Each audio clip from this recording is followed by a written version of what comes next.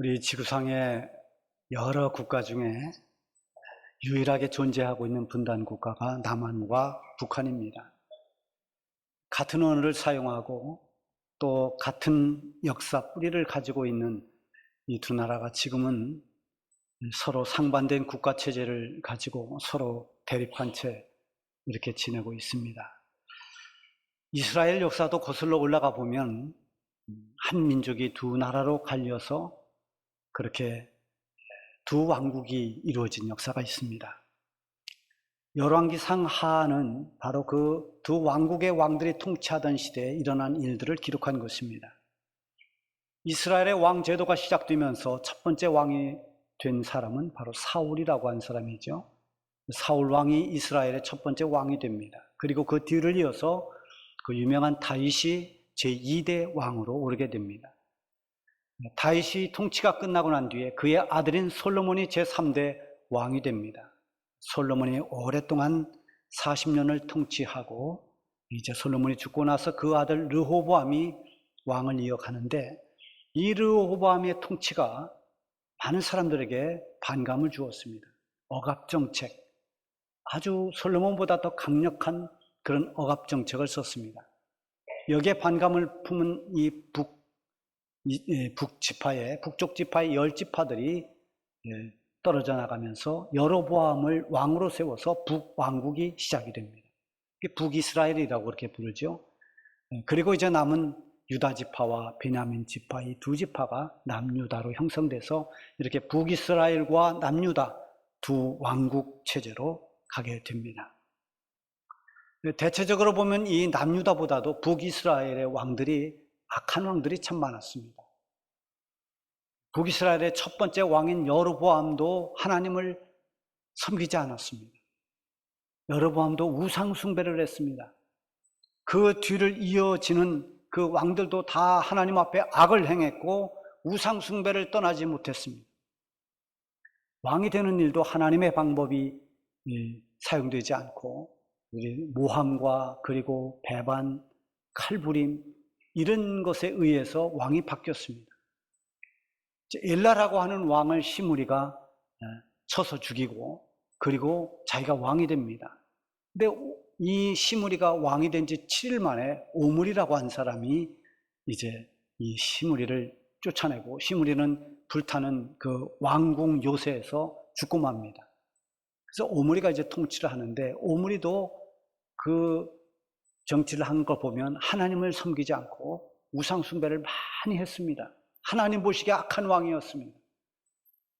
이 오므리가 죽고 그 아들 아합이 이제 왕이 됩니다.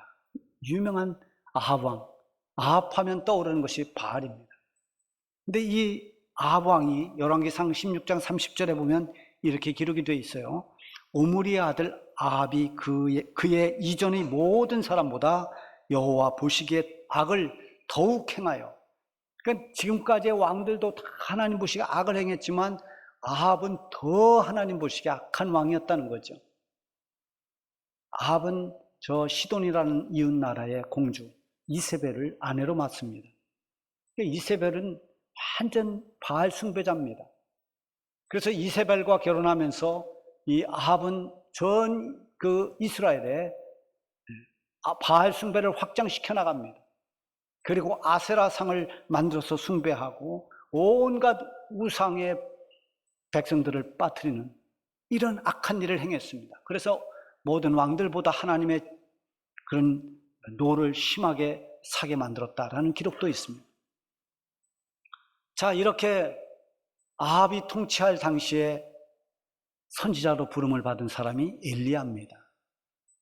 나라를 이끄는 통치자가 우상 숭배에 앞잡이고 백성들은 다 우상 숭배에 빠져버리는 이런 영적인 암흑 시대에 그때 엘리야가 하나님의 부름을 받고 외롭게 하나님의 말씀을 전하면서 영적 싸움을 싸워 나가야만 했습니다. 우리가 잘 아는 갈멜산에서의 대결, 이 바알 선지자 450명과 엘리야 선지자가 대결하는 이 대결, 그 하나만 봐도 그 시대의 상황이 얼마나 바알 숭배가 심했고 이 엘리야가 하나님의 사람으로서 그 사명을 감당하기에 얼마나 힘들었는가를 보여주는 그런 단면적인 모습이기도 합니다. 자, 그렇게 이스라엘이 온통 우상 숭배에 빠져 있을 때 엘리야는 그에 맞서서 이제 하나님의 말씀을 전하는 그 사명을 받습니다. 여러분, 지금 유럽 교회는 영적 싸움에서 완전히 패배한 패잔병처럼 교회가 생명력을 잃었습니다. 교회 가서 예배를 드리는 사람들을 그 이야기를 들어보면 예배는 다 건조하고 메말랐다고 합니다. 하나님 말씀을 붙잡고 그리스도인으로서의 삶을 살아내야 하는 이런 이 신앙생활의 열정은 다 식어서 차갑게 이를 데가 없고, 그저 성도들의 신앙은 주말 종교 생활에 지나지 않는, 이렇게 전락해 버렸습니다. 그 이면에는 이 세상에 거대한 사상이 있습니다.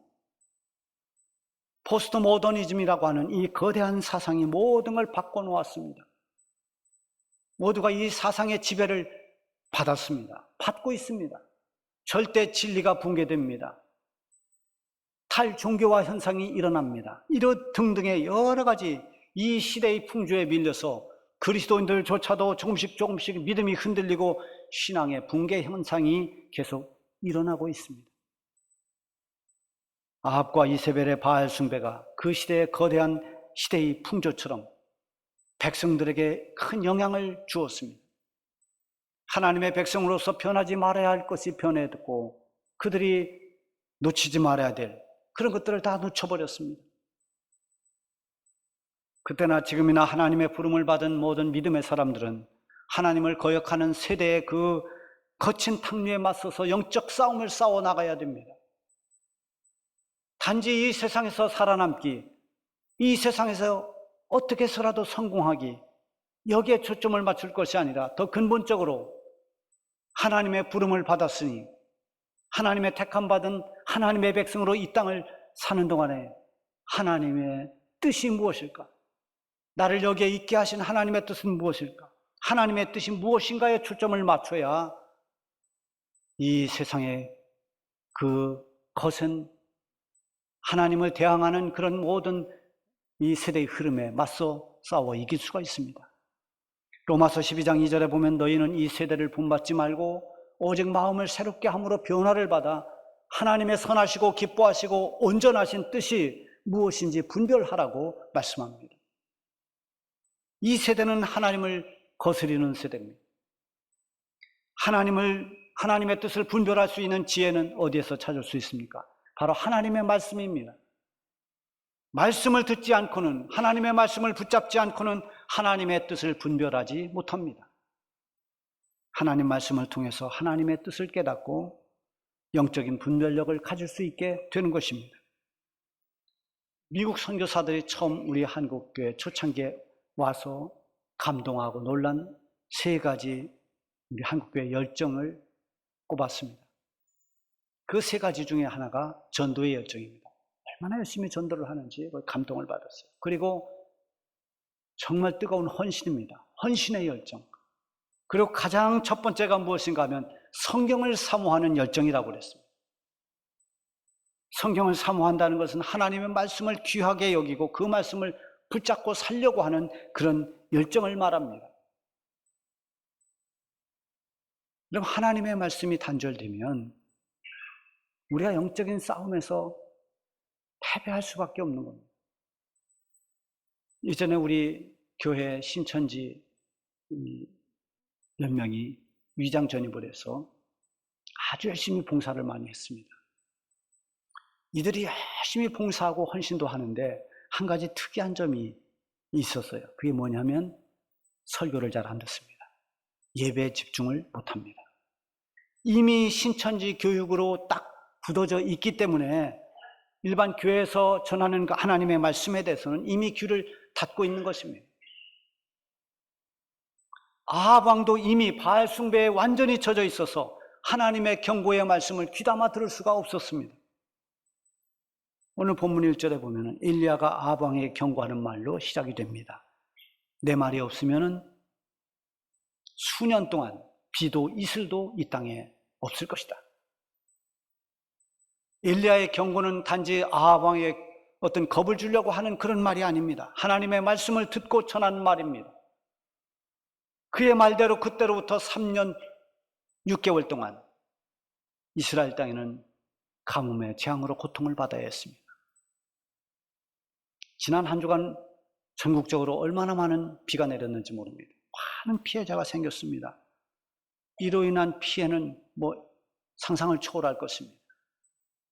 자연재해는 이렇게 인명피해, 재산피해, 그리고 우리가 세웠던 계획을 무너뜨리고 또 여러 가지 지금까지 열심히 수고하며 땀 흘리며 수고했던 그런 모든 것들을 다 망가지게 하는 그런 결과도 가져옵니다. 자연재앙 앞에서 인간이 얼마나 무력한가를 깨닫기도 됩니다. 그래서 때로는 하나님께서 이런 인간을 징계하시거나 깨닫게 하실 때 자연재앙을 도구로 사용하실 때도 있습니다. 애굽 왕 바로에게, 그 강팍한 바로에게 10가지의 재앙을 내렸습니다. 하나님의 말씀에 불순종하고 도망치는 요나에게 하나님은 풍랑을 도구로 삼았습니다. 이스라엘 3년 6개월 동안 이 가뭄의 재앙은 아합 왕의 죄악을 징계하시는 하나님의 손길이었습니다. 훗날에 가뭄이 극하게 되었을 때, 그때 아합 왕과 엘리야가 만나게 되는데요. 그때 아합 왕이 엘리야를 보면서 소리칩니다. 너는 이스라엘을 괴롭게 하는 놈이다. 그러자 엘리야가 말합니다. 이스라엘을 괴롭게 하는 자는 내가 아니라 바로 당신입니다. 당신이 하나님을 버리고 우상 숭배에 빠져 있기 때문에 이 땅에 이런 고통과 어려움이 온 것입니다. 오늘 이 본문 시작하는 1절에 보면 엘리야가 그 재앙을 경고합니다. 아합 왕에게 가뭄을 경고했는데 이 재앙은 온 이스라엘이 겪어야만 됐습니다. 엘리야 역시도 그 고난에서 제외될 수가 없었습니다. 죄악의 땅으로 변해버린 이 이스라엘이 겪어야 할 재앙이었습니다. 사실 재앙보다 더 무서운 근본적인 것은 재앙을 불러오게 하는 이스라엘의 범죄였습니다. 우상 숭배였습니다. 그때 하나님께서는 하나님의 사람 엘리야에게 말씀하십니다. 엘리야에게 임한 모든 하나님의 말씀은 쉽게 납득할 수 있는 그런 말씀은 아니었습니다. 하나님을 전적으로 신뢰하지 않고는 이해하기 어려운 말씀을 하나님이 주십니다. 3절 4절에 보면 너는 여기서 떠나 동쪽으로 가서 요단 앞 그리 시냇가에 숨고 그 시냇물을 마시라. 내가 까마귀들에게 명령하여 거기서 너를 먹이게 하리라. 자, 엘리야의 경고를 들은 아합이 엘리야를 그냥 둘 리가 없습니다. 위협을 했을 것입니다. 권력을 이용해서 엘리야를 해치려고 했던 것이 분명합니다. 하나님께서 엘리야에게 저 그리 시냇가에서 숨어 지내라고 말씀하십니다. 자, 가뭄이 들면 먹을 것도 줄어들지만 사람들의 인심이 흉합니다. 엘리야가 지금 처한 상황은 정말 겹겹이 고난과 시련입니다. 거기에 둘러싸여 있습니다. 어디로 가도 먹을 것이 없고 더군다나 이제 엘리야가 가야 할 곳은, 하나님이 가라고 하신 곳은 시냇가입니다. 이럴 때 대부분이 절망합니다. 하나님을 원망하기도 합니다. 속히 해결의 답이 보이기를 기대합니다. 하나님께서 인도하시는 곳이 어떤 숨겨진 큰 부자의 집이 아니었습니다. 도울 사람도 전혀 없는, 사람이 살지 않는 시냇가입니다. 그리고 거기서 시냇물을 마셔야 했습니다.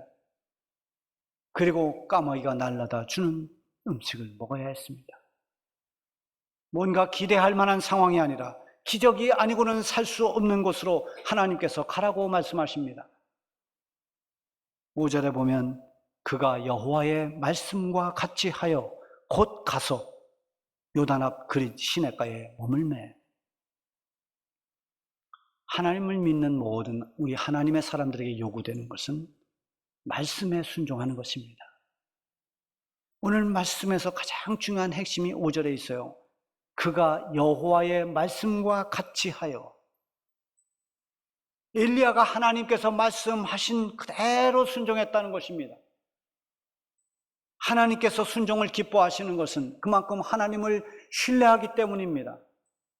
하나님의 말씀이 이해돼서가 아닙니다. 하나님이 가라고 한 그곳이 너무나 좋은 곳이라 그래서가 아닙니다. 가라고 명령하신 그 하나님을 신뢰하기 때문에 순종한 것입니다.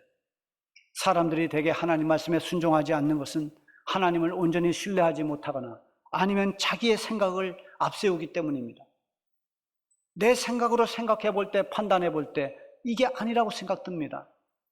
이거는 가능한 일이 아니라고 판단합니다. 우리는 아무리 내 생각이 옳은 것 같아도 하나님보다 앞설 수는 없습니다. 조지 뮬러는 언제나 나는 하나님보다, 성령보다, 기도보다 앞서지 않겠다는 걸 자기 생활 신조로 삼았습니다. 사울왕이 하나님께 드리기 위해서 살찐 짐승들, 좋은 재물을 끌고 왔다고 변명을 합니다. 그때 사무엘 선지자가 사울왕을 책망합니다. 순종이 제사보다 낫고 수양의 기름보다 듣는 것이 더 낫습니다. 그러면서 사울을 책망했습니다. 하나님 말씀 앞에 엘리야는 순종했습니다. 고민하거나 지체하지 않았습니다. 곧바로 하나님께서 말씀하신 그대로 그리 시냇가로 갔습니다. 순종의 결과는 놀라웠습니다. 여러분, 우리 성경을 읽다 보면 전혀 이해할 수 없는 상황에서 순종했을 때 그때 기적이 일어납니다. 이 엘리야에게도 기적이 일어났습니다. 까마귀들이 아침에 떡과 고기를 물어다 줍니다. 그리고 저녁이 되면 다시 또 까마귀들이 떡과 고기를 물어다 줬습니다. 하나님께 순종하면은 인간의 지성과 경험으로 경험할 수 없는 하나님의 놀라운 능력의 역사를 체험해 볼 수가 있는 것입니다. 그렇게 까마귀를 통해서 음식을 먹었지만 시냇물은 점점 가뭄을 이기지 못하고 말라갑니다. 결국 시내가 다 말라서 물을 먹을 수 없게 됩니다. 7절에 보면 땅에 비가 내리지 아니하므로 얼마 후에 그 시내가 마르니라. 우리가 사는 동안에 어떤 문제가 해결되고 기적을 체험했다고 해서 거기서 모든 게 끝난 게 아닙니다. 여전히 이 땅을 사는 동안 우리에게는 부딪히고 감당해야 할 그런 문제들이 계속 기다리고 있습니다. 아방의 위협이 여전히 남아있고 가뭄의 재앙으로 인한 고난은 여전히 현실 속에 남아있는 문제들입니다. 순종으로 말미암아서 경험했던 한 번의 기적으로 모든 게 끝난 게 아니라 하나님 앞에 갈 때까지 하나님의 말씀을 따라 순종하는 그 삶이 이어져야만 됩니다. 하나님의 말씀이 다시 엘리야에게 임했습니다. 9절에 보면 너는 일어나 시돈에 속한 사르밧으로 가서 거기 머물라. 내가 그곳 과부에게 명령하여 네게 음식을 주게 하였느니라. 그 다음 절에 보면 엘리야가 역시 이 말씀을 듣고 바로 일어나서 사르밧으로 갔습니다. 시냇가가 되었던 사르밧 과부의 집이 되었던 하나님께서 말씀하시는 그곳으로 지체 없이 순종하고 달려갔습니다. 그리 시내에서 너무나 먼 거리에 있는 저 북쪽 지중해 연안에 있는 사르밧까지 가는 길은 정말 험하고 그리고 힘든 여정이었습니다. 그곳에서는 까마귀가 아닌 한 가난한 과부로부터 음식을 먹게 된다는 것입니다. 하나님께서 인도하시는 그곳이 도무지 이해할 만한 곳은 아니었습니다. 엘리야가 그곳에 가서 과부의 형편을 보았습니다. 마지막 떡 한 개 만들어서 아들과 함께 먹고 죽기를 기다려야 하는 그런 딱한 형편입니다. 그에게 있는 것이라고는 이제 한 움큼의 가루와 조금 남은 기름밖에 없었습니다. 그러나 그곳에서 엘리야는 기적의 음식을 먹으며 지냈습니다. 하나님께서 이 가난한 과부의 집에 가루와 기름이 떨어지지 않게 하셨습니다. 하나님 말씀하신 대로 순종했을 때 보여지는 상황을 뛰어넘어서 불가능을 가능으로 바꾸는 하나님의 능력을 체험하게 된 것입니다. 오늘 본문에 있는 2절, 8절은 한 글자도 다르지 않고 똑같습니다. 여호와의 말씀이 엘리야에게 임하여 이르시되 뒤의 상황은 다 다르지만 하나님의 말씀이 임했습니다.